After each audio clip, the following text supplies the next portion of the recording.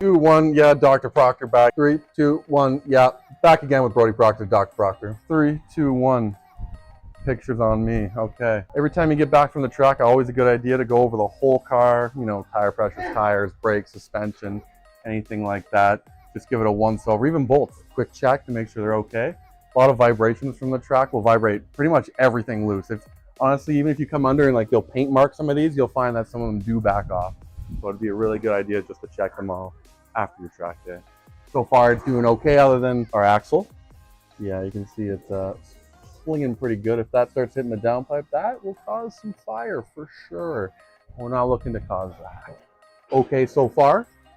Nothing is leaking an absorbent amount of oil or fluids yet, so that's a +1 there. Tires are still doing good. Little chop, but that's not from us. That's from, we got these used, so lovely. Just lovely. Oh, little chop there too, but still looking good. The side got a little hot too, but we're not worried about it. We're not worried about it. A little bit of oil. Come on, zoom in here. We gotta clean a little bit of that off. On the top, on the sides. Don't want that on the downpipe. You know, other than that, pretty good. Pretty good.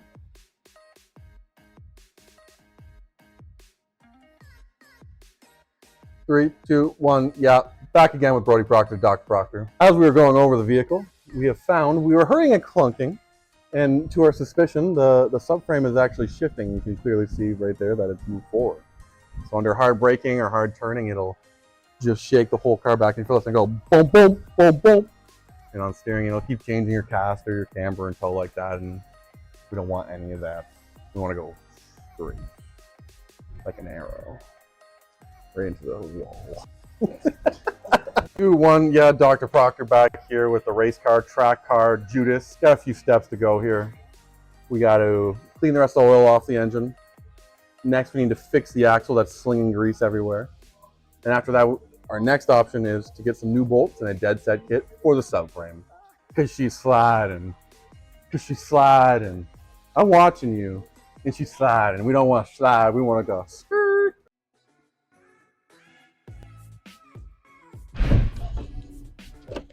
Get in. We're going shopping.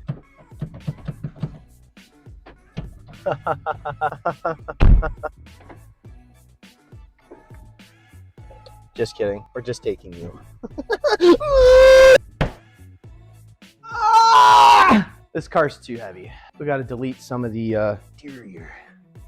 Get the performance squeezed out of it. It's free. It costs us nothing. And who knows? We might keep some of it, but probably not. It's gonna be a good day. That's some chocolate milk, you know what I mean? Oh. Hey. Got some chocolate milk. It's gonna be a good day. It's gonna be a good day. Oh, hi. Welcome back. It's Brody. Brody Proctor. Oh, hi. What do you need? It just popped.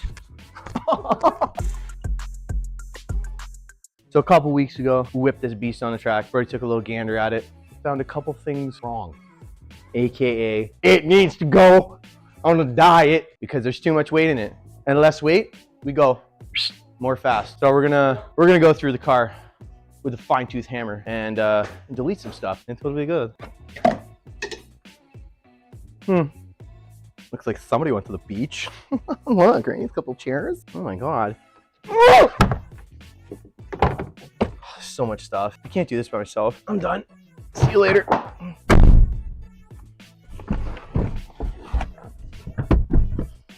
We're gonna take some pieces out.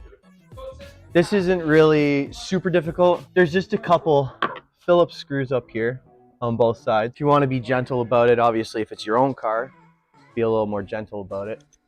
But we're going to unscrew and then rip a little bit.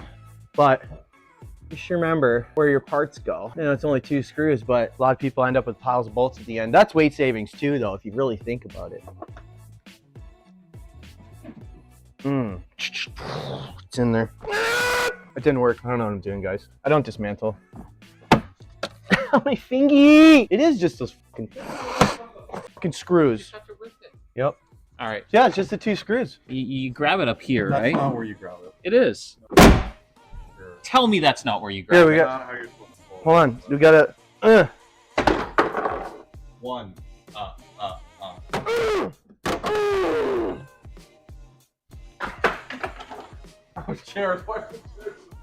We're gonna weigh all this eventually.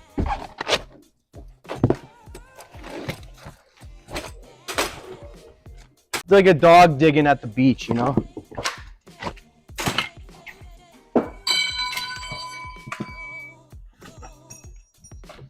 Okay. So in case you didn't know, this is where your spare tire and most of the tools are for the car. Usually there's a tow hook. This usually kills 5 to 10 people a year. That's why they call it the Widowmaker. And also, most of you guys probably won't have a pinch weld, but that's where it's supposed to go. Yeah, we're gonna.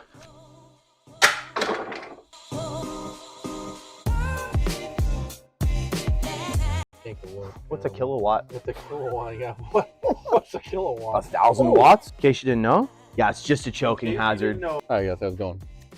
It's gonna here to show you how to remove your back bench seats from a Mark V GTI.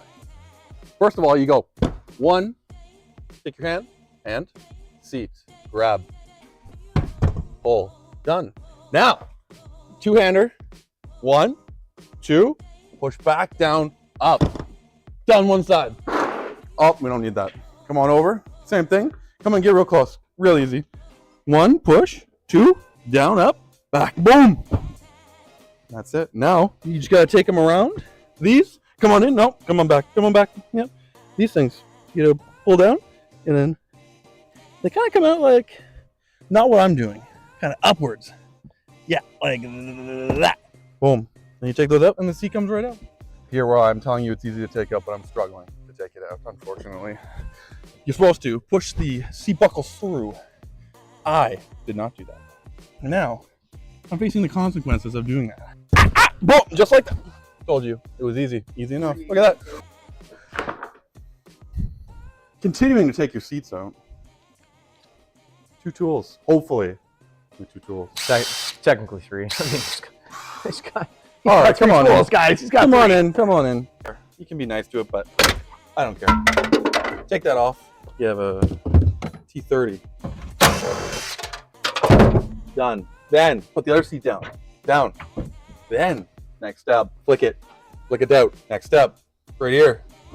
Take a look. The anchor point for the seat belt. Gotta take that bad boy out too. Switch up, switch it up. I got it. Yep. So, all right. Now after that, seats should move. Take your hand, this hand, under, up, and then wiggle. Yep. Done. That's 1. Now, then we go. Whoop. That's 2. Olé. Step 3. Again, this hand, lift, wiggle, and then jump. And that's the rear seats out. Wiggle. What about those seat Gotta come back in. belts? Got these seat belts out. So sometimes taking out rear seats requires a specialty tool. And this specialty tool Taylor has, and he's about to show you what he has to do to get this done. Take a look.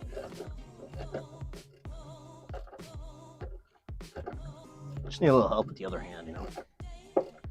You got more leverage this way. You see your legs are bigger. More muscle. More muscle mass. You know what Taylor's technique? The bolt was out like butter. Specialty tools, feet man himself. Strong. He Like knows a how monkey. he knows how to use this. Might be cutting that one out. Brody's done ripping and tearing, taking everything out with the proper tools, of course. But the previous owner left a little bit of junk in the car, glove box, center console. So we got to get rid of that too. Oh man, so much stuff.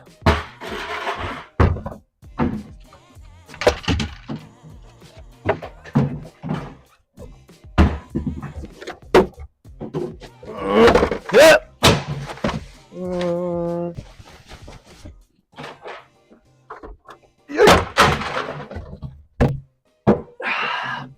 That's better. I don't even know what I need to do this job, but We're gonna make it happen. Brody's basically gonna absolutely walk me through this, but we're gonna try and race to see who can get these door cards off. I'm betting on me winning. Place your bets in the comment section below.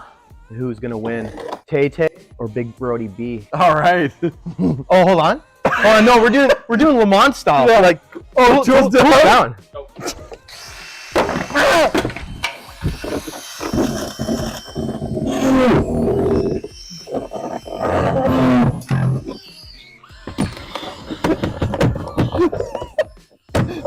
Is that part of it? Oh, yep. Oh, I can't get it. I can't get it. Oh my god. Jesus Christ, Latter-day Saints. Door card is now off. Just like So there's that. a couple screws that you're supposed to take out first. No, so pull it. Oh. Yeah, you really Got it. So, as you can see, we got a couple things dingly dangling hanging off here. Mainly, we need to be able to use these doors still for going in and out of the vehicle as you would. Essentially, what we're gonna do is drill a hole, and we've got these nice little guys. So essentially, this little Christmas tree bit goes through. You can wrap said zip tie and tighten her down, and it shouldn't go anywhere. So we're just gonna drill a couple holes in each door and proceed to do that. Now, this won't pull out because the end's too big. That's good. We still want the front half of our car, so we're gonna make some modifications to the carpet headliner. Make a nice clean cut across. Keep it clean, keep it classy, keep it DOS barred. All right, time to cut. Oh, be careful with this. You don't get cut by that. It's gonna hurt. Then we just like that, and then take your knife and you just starting to cut in the carpet. You just take this part and you're like, nope, I don't want that. Don't cut the fuel pump like I almost did, but keep cutting the carpet. Keep cutting it till you don't want it. Cut it to like, boom, just like that. Give it a little pull and then chop it up. Like that. Little cut right there. A little bit like that. And then right across. Then just like, boom. Didn't break our pump. Oh, we made slight cut, but we'll make fix. No problem. Whoa. So Brody's done cutting and ripping and tearing the rest of the stuff out. Basically, we have to weigh everything and see what we've actually taken out of the vehicle. As you can see, it's an absolutely massive pile. And it really doesn't look like that much when you're in the car, but there's a lot that goes into actually putting a car together and taking it apart. So, rear door cards, 11.7 pounds. So, the entire rear seat is 62 pounds. Spare tires a whopping 39 pounds. So, all of the trims, 12.3 pounds. The carpets, 7.9 pounds. The headliner, 10.8. Nope. No, about 10.8 pounds. So random parts, said assortments, all sorts, 15.5 pounds, minus 1.5 pounds because that's what totes weigh. Last but not least, another random assortment of all sorted of sorts, 7.9 pounds minus the 1.5 for the bin. Okay guys, basically this is a 100% free mod. If you're trying to build a homemade track car like we got here, realistically that's just some sweat equity. It took us a little bit of time, a little bit of tools, but realistically anybody can do this at home, which is what we're trying to prove with this. You can build a budget track car and have a great time with it, and if you got a couple buddies to help you, it definitely makes the time go better. So with that being said, we'll see you in the next one, and yeah, like, subscribe, comment, all that jazz. It's going to be a good day.